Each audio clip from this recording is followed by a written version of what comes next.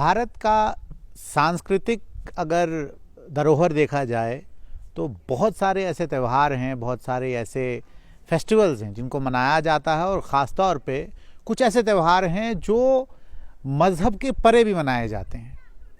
तो उसमें एक बसंत पंचमी भी है जो आज जम्मू विश्वविद्यालय उधमपुर कैंपस ने उधमपुर गरनई में मनाया, और यहाँ पे जो चीफ गेस्ट थे वो ओपी विद्यार्थी सर थे, जिनका मुझे लगता है इंट्रोडक्शन देना ज़रूरी है क्योंकि वो अपने आप में ही एक इंट्रोडक्शन है। सर, आज के दिन उधमपुर आना और उधमपुर में ख़ास तौर पे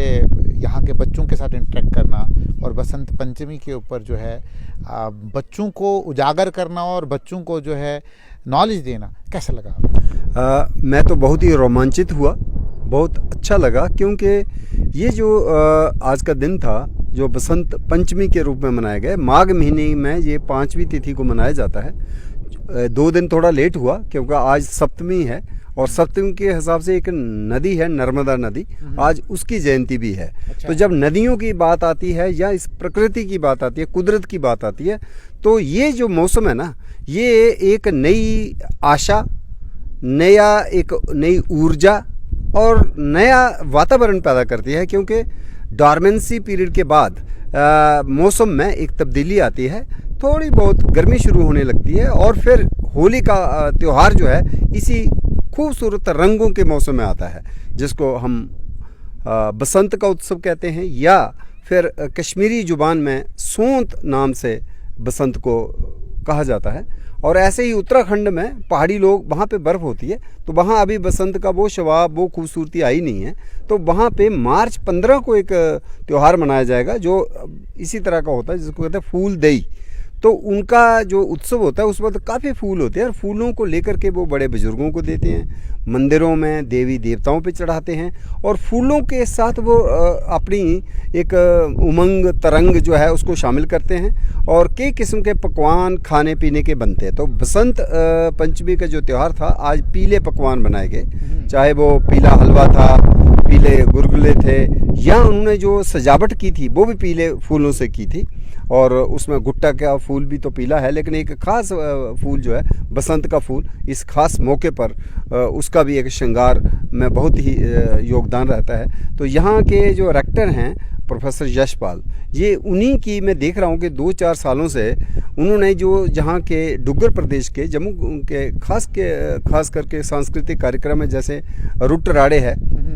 या ये बसंत है, या कंदमूल को लेकर के, या यहाँ पे जो पौधारोपण का है, उसके बारे में मुझे लगता है प्रोफेसर यशपाल जी का एक, चूँकि वो खुद ही एक बॉटनिस्ट हैं, और उसके हवाले से इस नए कैंपस में जो गरनाई, लोटा गरनाई में है, बहुत ही मैंने बेहतरीन में देख रहा हूँ कि 2-3 साल में काफ़ी कायाकल्प हो गई है, जहाँ का एक नक्शा जो है बदल लिया। और उसी कड़ी में आज का ये प्रोग्राम था, यहाँ रंगारंग कार्यक्रम हुए, बच्चों ने नृत्य किया, अपनी कविताएं जो हैं वो भी लगता है आपको ख़ास तौर पे, क्योंकि जो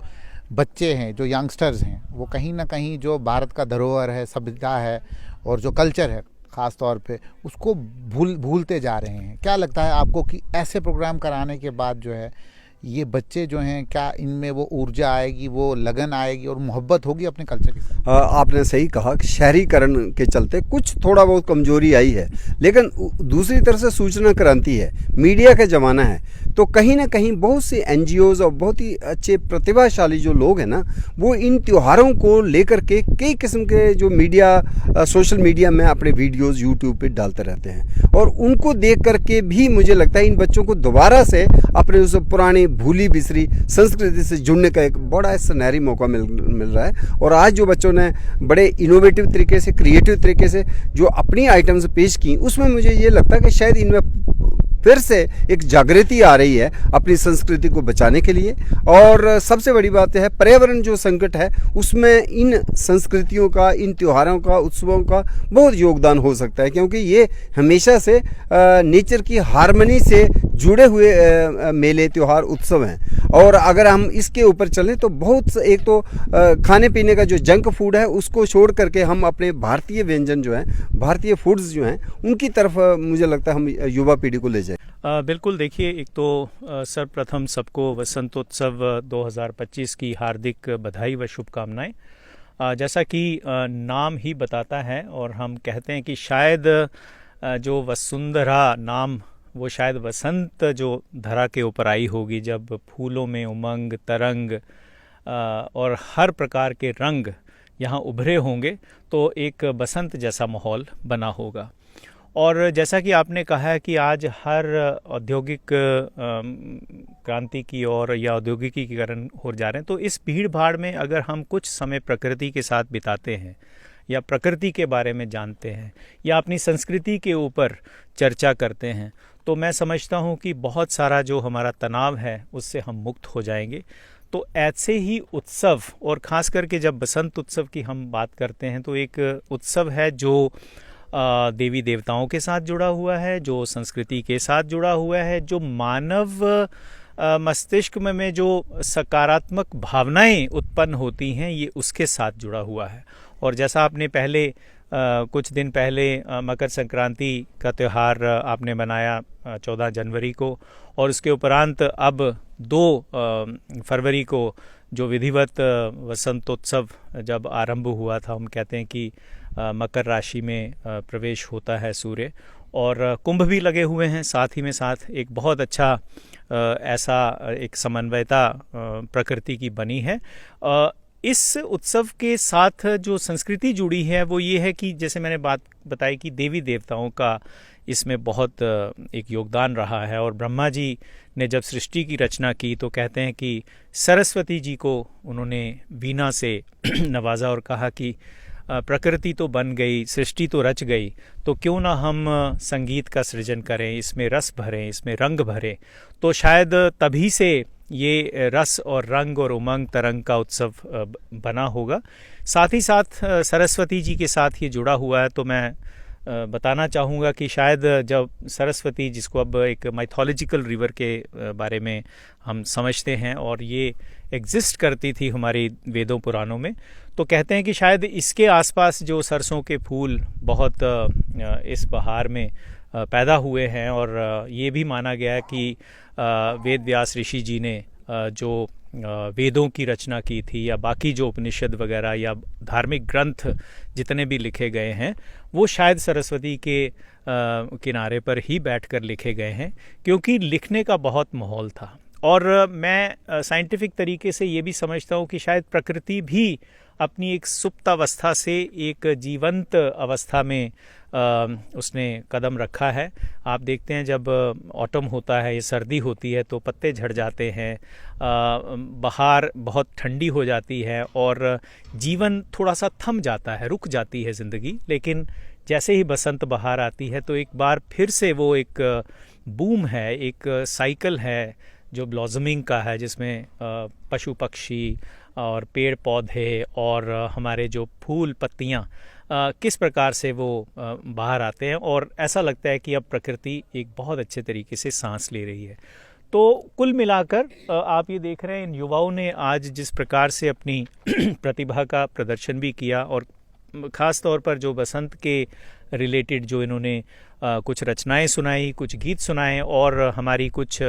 स्टूडेंट्स ने तो इतने बढ़िया बसंत के रिलेटेड जो डांस किए हैं, क्लासिकल डांस किए हैं। तो मैं समझता हूँ कि एक उभरती हुई जो हमारी युवा प्रतिभा है उसके लिए ऐसे त्यौहार मनाना, और यहाँ पर तो आपको पता ही है उधमपुर कैंपस में समय समय पर यही स्टूडेंट्स जो हैं प्लान करते हैं, यही एग्जीक्यूट करते हैं, और यही ये समझते हैं कि besides the routine class work जो आपकी एकेडमिक एक्टिविटीज़ होती हैं उससे हटकर अगर हम एक्स्ट्रा करिकुलर एक्टिविटीज़ और ख़ासकर ऐसी एक्टिविटीज़ जो हमें संस्कृति के साथ जोड़ती हैं, जो हमारी आस्थाएं हैं उनके साथ जोड़ती हैं, जो ऐसी ट्रेडिशंस हैं जो भारतवर्ष में ऐसी ट्रेडिशंस रही हैं या लोकल लेवल्स पे ऐसी ट्रेडिशंस रही हैं, उनके बारे में हमें जागृत करवाती हैं। तो मैं समझता हूँ कि अगर इस प्रकार से हम ऐसे उत्सव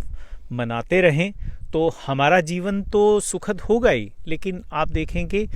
समाज भी सुखी होगा, समाज में समृद्धि पैदा होगी। और वैसे भी सरस्वती ज्ञान विद्या और समृद्धि की देवी मानी जाती हैं, लक्ष्मी जी समृद्धि की देवी मानी जाती हैं, और साथ ही साथ कहीं ना कहीं जो एक डिवाइन एनर्जी पार्वती जी के साथ जुड़ी हुई है वो उसका प्रवाह भी होना आरंभ हो जाता है ऐसे उत्सव मनाने के बाद। तो